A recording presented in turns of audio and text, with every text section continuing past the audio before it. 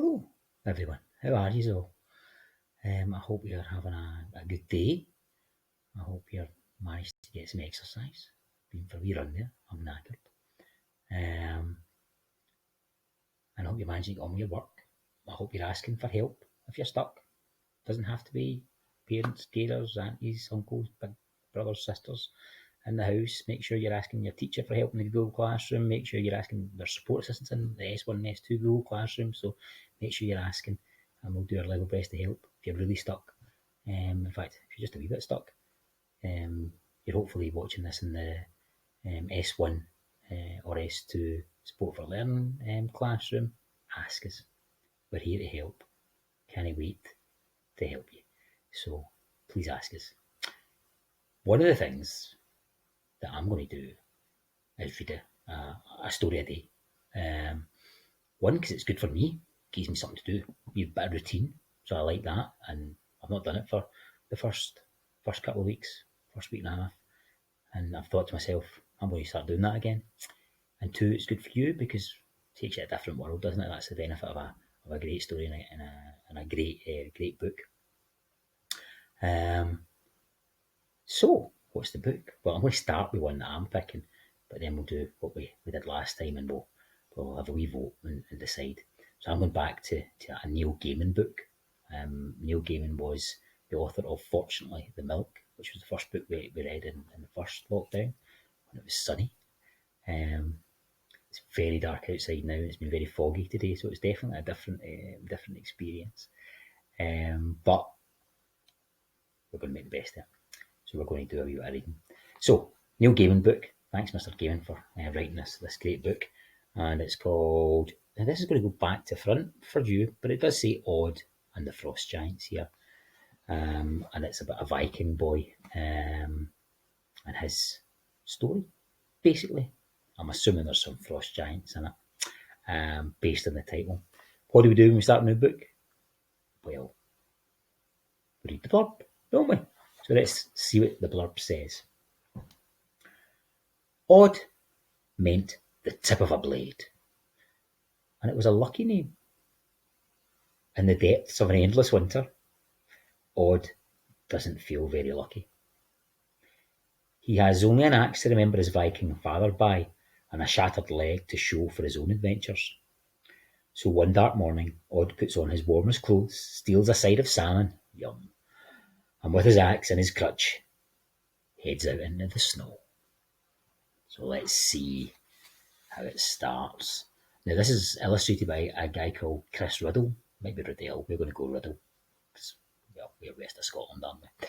So here, look at this. I mean, this guy is super talented.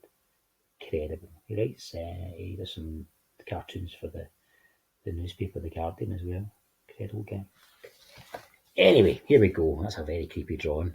With a big nose and some eyes that are doing different things. Chapter 1, Odd. There was a boy called Odd, and there was nothing strange or unusual about that, not in that time or place. Odd meant the tip of a blade, and it was a lucky name. He was odd, though. At least the other villagers thought so. But if there was one thing that he wasn't, it was lucky. His father had been killed during a sea raid 2 years before, when Odd was 10. It was not unknown for people to get killed in sea raids, but his father wasn't killed by a Scotsman dying in glory in the heat of battle, as a Viking should. He had jumped overboard to rescue one of the stocky little ponies that they took with them on their raids as pack animals. An animal lover. That's nice. They would load the ponies up with all the gold and valuables and food and weapons that they could find, and the ponies would trudge back to their longship. The ponies were the most valuable and hard-working things on the ship. After Olaf the Tall was killed by a Scotsman, Odd's father had to look after the ponies. Odd's father wasn't very experienced with ponies, being a woodcutter and a woodcarver by trade, but he did his best. On the return journey, one of the ponies got loose during a squall off Orkney and fell overboard. Odd's father jumped into the grey sea with a rope, pulled the pony back to the ship, and with the other Vikings, hauled it back up on deck. he doesn't drown. He died the next morning of the long cold and the wet and the water in his lungs. When they returned to Norway, they told Odd's mother, and Odd's mother told Odd. Odd just shrugged. He didn't cry. He didn't say anything. Nobody knew what Odd was feeling on the inside. Nobody knew what he thought. And in a village on the banks of a fjord, where everybody knew everybody's business, that was infuriating. So here is Odd. Can you see? There he is. This infuriating boy who isn't showing any grief. And there is a longboat, and I'm going to assume that that's his dad with the axe. There were no full-time Vikings back then. Everybody had another job. Sea raiding was something the men did for fun or to get things they couldn't find in their village. They even got their wives that way. Odd's mother, who was as dark as Odd's father had been fair, had been brought to the fjord on a long ship from Scotland. When Odd was small, she would sing him the ballads that she learned as a girl, back before Odd's father had taken her knife away and thrown her over his shoulder and carried her back to the longboat. That's no way to treat other people, is it? Odd wondered if she missed Scotland, but when he asked her, she said, "No, not really." Imagine no missing Scotland. She just missed people who spoke her language. She could speak the language of the Norse now, but with an accent. Odd's father had been a master of the axe.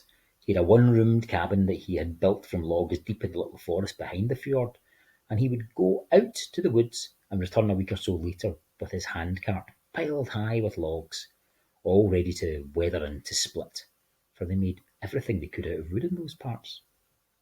Wooden nails joined wooden boards to build wooden dwellings or wooden boats.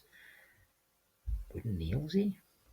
In the winter, when the snows were too deep for travel, Odd's father would sit by the fire and carve, making wood into faces and toys and drinking cups and bowls, while Odd's mother sewed and cooked and always sang.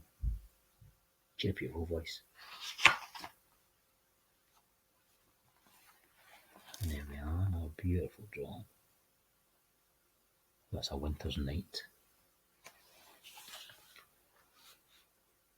Odd didn't understand the words of the songs she sang, but she would translate them after she had sung them, and his head would roil with fine lords riding out on their great horses, their noble falcons on their wrists, a brave hound, always padding by their side, off to get all manner of trouble, fighting giants and rescuing maidens and freeing the oppressed from tyranny. After Odd's father died, his mother sang less and less. Odd kept smiling though, and it drove the villagers mad. He even smiled after the accident that crippled his right leg. It was 3 weeks after the longship had come back without his father's body. Odd had taken his father's tree-cutting axe, so huge he could hardly lift it, and had hauled it into the woods, certain that he knew all there was to know about cutting trees, and determined to put his knowledge into practice. He should possibly, he admitted to his mother later, have used a smaller axe and a smaller tree to practice on. Still, what he did was remarkable. After the tree had fallen on his foot, he had used the axe to dig away the earth beneath his leg, and he had pulled it out, and he had cut a branch to make himself a crutch to lean on, as the bones in his leg were all shattered. And somehow he got himself home, hauling his father's heavy axe with him, for metal was rare in those hills, and axes needed to be bartered or stolen, and he could not have let it rust. Here he is, our hero. Now I'm peering in here because I'm trying to see if you can see it properly. There we go. What a magic picture. That's where we're going to leave it today, because anything longer than 10 minutes, and I don't think everybody's going to pay attention. So it's a good point, actually, because it begins 2 years later as the next sentence. So, enthusiasms. Remember we do the 3 sharings. Enthusiasms. What did you like or dislike? I liked the fact he was called Odd, and he was a wee bit odd, but odd meant something else. My puzzle is, why did he want to go and start cutting down wood? I've got a wee idea about why, after his dad had passed away, but why did he want to go and do that? What was he trying to? Was he trying to prove something? Was he trying to replace something? And my connection, Scotland! I live in Scotland. There we go. I'm dead excited about the fact that this is set in winter, and I'm dead excited about the fact that he's half Scots Viking. That's pretty cool. Let's see what happens tomorrow. Okay. See you all later on.